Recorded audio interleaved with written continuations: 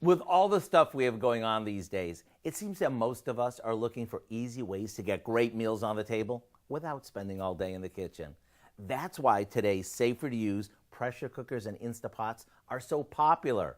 You see, when food cooks under pressure, it cooks quickly and is infused with lots of flavor.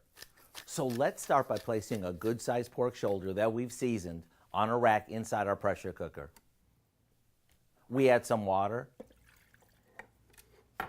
lock the cover, and let it come to pressure. Then we let it simmer for a little over an hour, which is about a third of the time it normally takes. Once it's done and the pressure releases, we carefully take out our tender as could be pork and shred it with a couple of forks. We put it back in the pot, add a bit of barbecue sauce and pineapple tidbits. When it's heated through, it's done. Our favorite way to serve this is on slider rolls. And whether you put these out for dinner or during a game at halftime, everyone will be all smiles. To get the recipe for our tropical pulled pork sliders, all you have to do is visit our website. I'm Howard in the Mr. Food Test Kitchen, where today we found a tasty tropical way for you to say, ooh, it's so good.